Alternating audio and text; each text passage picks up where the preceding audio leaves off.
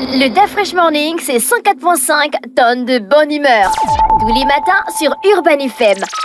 La meilleure radio de la capitale. La meilleure radio de la capitale.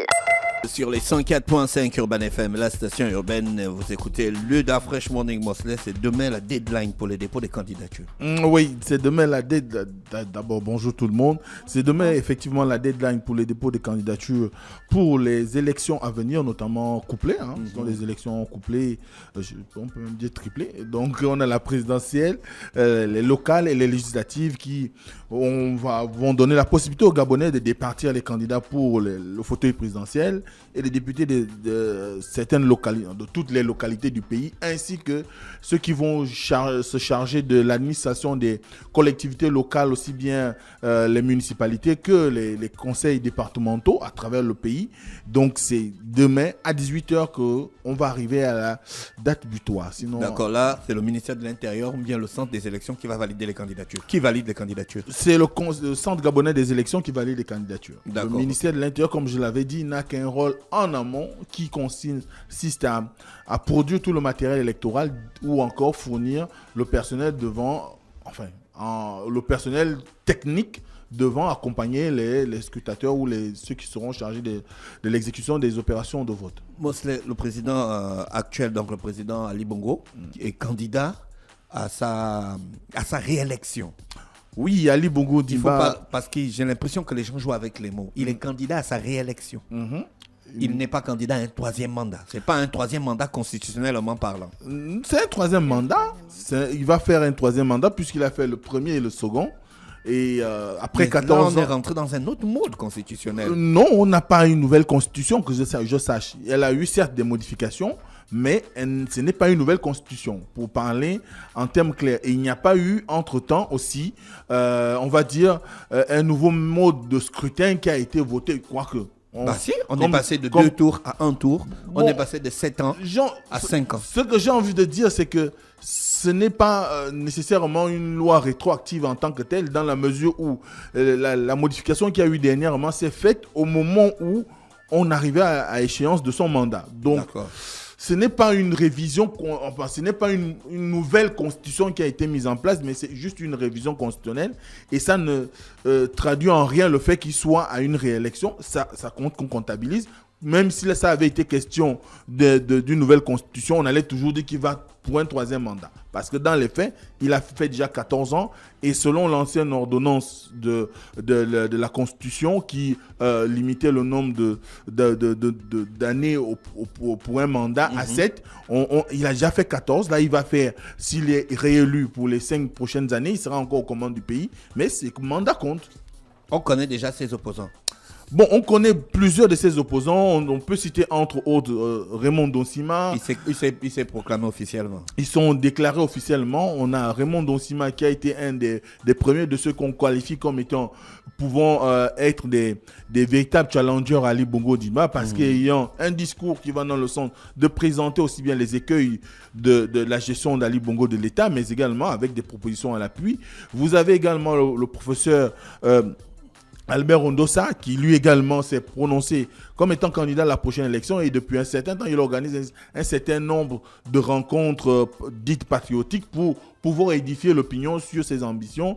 Ensuite, vous avez Paulette Missambo qui a été également investie il y a quelque temps par son parti lors d'un congrès extraordinaire qui a été organisé à Oyem. Et depuis cette date, elle aussi, elle sillonne le pays pour pouvoir rentrer en communion ou bien être en communion avec les populations. Et vous avez Barreau Chambry qui, pendant ces 2 dernières années, a fait quand même des tours du pays pour rencontrer les populations, aller dans le Gabon profond et qui a été investi hier par son parti, le Rassemblement pour la patrie et la modernité, qui est le RPM, et qui se présente aujourd'hui comme étant un véritable, on va dire, adversaire pour Ali Bongo Ondimba, puisque chacun s'attendait à cette confrontation. Il vous souviendra que... Donc, il n'y a pas une candidature unique pour l'opposition. Pour l'instant, il n'y a pas encore de candidat unique. Pour l'instant, c'est quand demain, c'est le dernier jour. Il y a encore 27 jours. On a encore 27 jours avant le début des campagnes. Ou encore... Donc, quand on a déjà déposé le dossier, on peut encore modifier. Bien sûr, même après le début des campagnes, même à 2 jours avant l'élection, on peut encore décider de soutenir une seule personne. Tout est permis. Mais il faut que la personne-là ait déposé sa candidature. qu'on ait déposé... Oui, la personne que vous voulez soutenir, effectivement, il faut qu'elle ait eu à déposer sa candidature. Si elle ne l'a pas fait, vous n'allez pas aller chercher quelqu'un qui n'a pas posé sa candidature. À ce moment-là, vous êtes... Mais ne te fâche pas avec moi. Moi, je veux juste que tu m'expliques. Non, je ne me fâche pas. Non, la réalité, c'est qu'il faut choisir quelqu'un qui est en course. Et cela va dépendre de quelles sont les tractations que les oppositions auront à faire entre elles pour arriver à un candidat consensuel ou encore à une candidature unique de l'opposition. Parce que c'est la grande bataille qu'on mène depuis les années 90. On a toujours fait ce reproche à l'opposition dans la mesure où beaucoup estiment qu'aujourd'hui, aller en rang dispersé face à un adversaire qui a une mise sur l'appareil étatique, qui a une ancrage réellement sur le plan national, notamment en ce qui concerne le Parti démocratique gabonais et sa majorité, et bien à un moment donné, il faut qu'il y ait du change du côté de l'opposition avec une candidature unique. Et d'ailleurs, c'est ce qui a favorisé, vous vous souviendrez qu'en 2009, il y a eu un début de rassemblement de l'opposition derrière Baobam. Après la suite, vous avez vu en 2016, l'opposition a quand même fait un score honorable de plus de 40%. C'est dire qu'il y a dans l'esprit des citoyens, dans l'esprit des Gabonais, de ceux qui sont proches de l'opposition, il y a que cette volonté manifeste qu'ils appellent, ce qu'ils invitent souvent les opposants à faire, c'est de se réunir. Parce qu'ils ne voudraient pas être dans une situation où il faille choisir 1000 personnes, alors que l'ambition aujourd'hui, c'est d'arriver à l'alternance. D'accord. Mais également parce que la forme même du scrutin, comme tu l'as dit tout à l'heure, le retour à un scrutin uninominal à un tour fait que... Uninominal, ça veut dire quoi? Ça veut dire que c'est un siège. C'est un siège unique. L'élection du président de la République, c'est un siège unique. Ce n'est pas plusieurs sièges comme les législatives ou les locales. Donc, le retour à une élection à un tour fait qu'on ne peut pas se donner du temps, comme tu le décriais tout à l'heure, pour pouvoir arriver à un consensus qui permettrait de soutenir un seul candidat. Or, c'est ce qu'on est en train de voir, parce qu'avec toutes les candidatures que j'ai citées en amont, et que vous allez chercher aussi, il y a plusieurs autres personnalités qui se sont présentées. Vous avez Moine Bading qui a déposé sa candidature, vous avez Madame Lassini Dubos, vous avez Hervo Akenenge, vous avez Benvo, un jeune Gabonais qui vit du côté des États-Unis également, qui a présenté sa candidature. Vous avez Maranga Moussavo Pierre Claver qui lui aussi a dit qu'il est partant pour la course à la présidence de la République. Donc ils sont nombreux. Et avec toute cette panoplie, j'ai même vu des gens qui au fond n'ont même pas de sièges, dont les partis n'existent que parce qu'ils sont greffés autour d'un certain nombre de petits partis qui n'existent dans les ordinateurs ou dans les valises. Eh bien, j'ai même vu, lorsqu'on a présenté ces candidatures-là au niveau du CGG hier, j'ai pu voir des visages. Et j'étais tout étonné de constater. Ils ont présenté les candidatures. On a au total à la présidentielle combien de candidatures? Je crains que cette année, nous ne soyons à une vingtaine ou à une trentaine de candidats. Seigneur. Mais c'est pas trop. Mosley, politiquement parlant, d'après toi, je sais pas, tu n'as pas la science infuse, mais comment tu imagines que les gars vont s'y prendre? Les partisans, les investis au PDG pour les locales, les législatives, qui devraient soutenir eux-mêmes aussi la candidature de leurs candidats qu'ils vont annoncé aujourd'hui à leur congrès extraordinaire. Comment penses-tu que les gars vont faire? Parce qu'il faut faire sa propre campagne, il faut faire la campagne du candidat investi par le parti, il faut soutenir les autres. Comment tu penses qu'ils peuvent le faire? Ce sera pas seulement du côté de l'opposition, mais également du côté de la majorité ou du PDG. Ce sera aussi le cas pour tous les partis qui sont en course. Parce que vous voyez très bien que Barreau Chambrier, pour ne citer que lui, est candidat pour la présidentielle. Son parti a investi des gens qui devront aller à la conquête des sièges au niveau des législatives et des locales. Eux aussi, ils devront se battre pour eux et pour leurs candidats présentés à la présidentielle. Mais je pense que chaque état-major, aussi bien au niveau du Parti démocratique gabonais que dans l'opposition, aura à définir une ligne de conduite pour pouvoir amener les populations à adhérer au projet. La grande difficulté, moi je la comprends quand tu l'exprimes, c'est que comment les populations vont arriver à aller faire le choix dans les urnes avec une multitude de candidatures en même temps? Comment seront disposées les urnes au niveau des bureaux de vote? Est-ce qu'il s'agira de déposer 3 urnes? Une urne pour la présidentielle, une urne pour les législatives, une autre pour les locales. Encore que dans les locales, vous avez encore, pour ceux qui sont dans la commune, vous avez les municipalités et ceux qui sont dans les départements, vous aurez à choisir les conseillers départementaux. Donc, à ce moment-là, est-ce que ce ne sera pas trop de tickets, du moins trop de coupons que les citoyens auront pour aller sacrifier à l'exercice?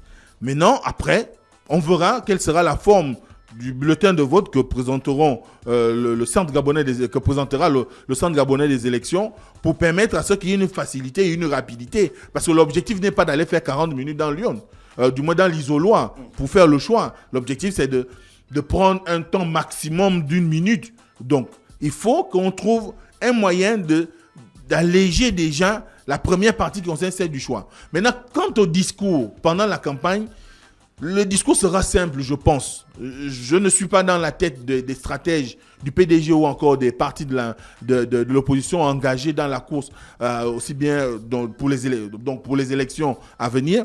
Mais ce qui est sûr, c'est que tous les candidats mettront en avant l'idée qu'il faut voter leur candidat à la présidentielle.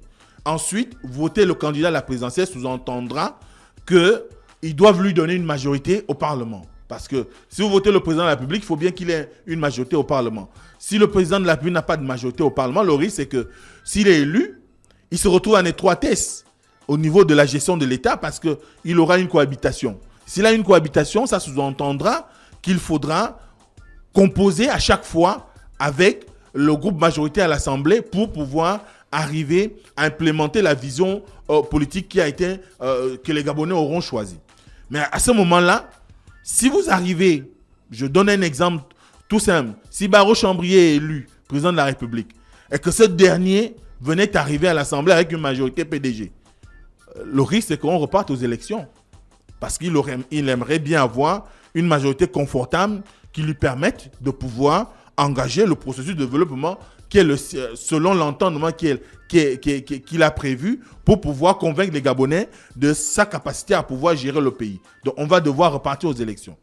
Ensuite, si vous avez, par exemple, le candidat du PDG qui, lui, est élu et qu'il a une majorité issue de l'opposition, que ce soit une majorité de coalition de l'opposition ou une majorité d'un parti de l'opposition, ce sera le même scénario.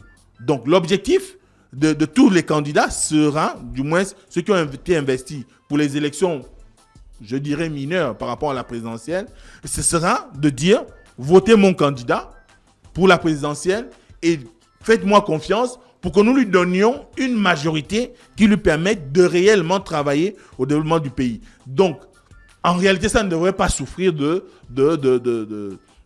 contestation. Il n'y aura pas de problème à ce niveau, mais c'est sûr comment vont se comporter les électeurs vis-à-vis des personnes qui vont porter cette voix-là ou au moment où il sera question d'aller dans les urnes. Parce que, par exemple, pour le cas du Parti démocratique gabonais qui a déjà donné la liste de ses investis, il y a que... Oui, c'est la question que je dans certaines circonscriptions, il y a des gens qui sont boudés par les populations. Il y a certains qui ont été... la liste vient de sortir, tu connais déjà les gens qui ont boudé. Oui, Comment tu sais ça? Comment tu es rapide en fait, c'est sorti là le matin. Il y a plusieurs localités où les députés n'ont... Ceux qui ont été reconduits, qui avaient déjà le mandat des députés, sont quand même mis à l'index du fait qu'ils n'ont pas mené un travail efficient à l'Assemblée permettant d'amener l'État à investir dans leur localité.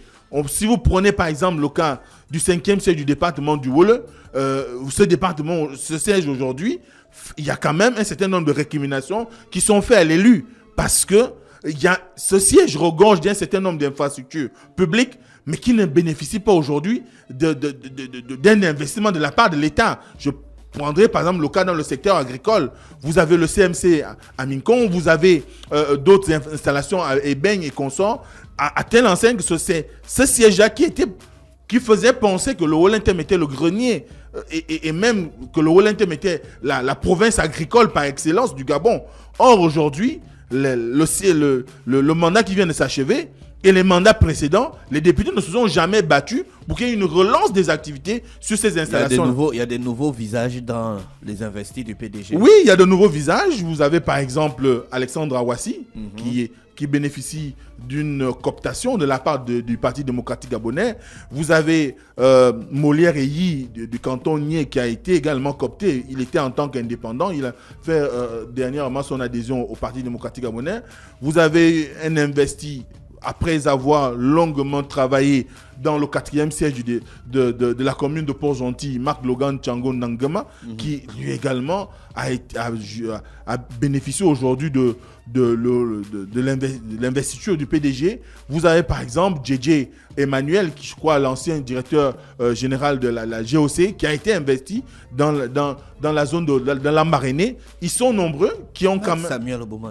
Max Samuel Oboumandjogo, qui est ministre de la Culture, qui a été investi au niveau du 3e siège du département de la CB Bricolo, Biendi Manganga Moussavou à Mouila. Mais tout ça augure... Ça ne sera pas compliqué pour lui. Le papa qui se présente à la présidentielle, lui qui se présente à la législative.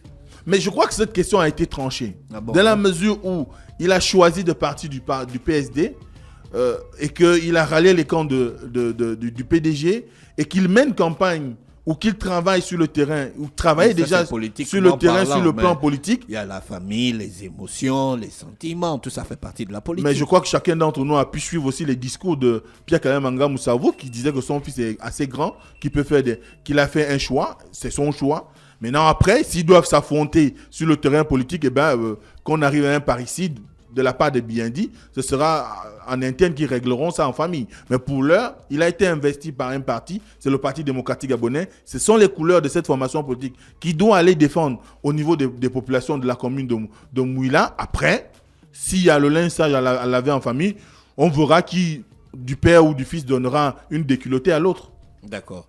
Merci Mosley avec nous ce matin sur les 104.5 Urban FM, la station urbaine qui revenait sur l'information politique dans l'UDA Fresh Morning. On se retrouve demain lorsqu'il sera exactement 7h. Rappelez que nous sommes à la dernière semaine du réveil matinal, le plus haut de la capitale sur la radio. La plus haute de la capitale, voici l'horoscope des auditeurs. Le DA Fresh Morning, c'est 104.5 tonnes de bonne humeur. Tous les matins sur Urban FM. La meilleure radio de la capitale. La meilleure radio de la capitale.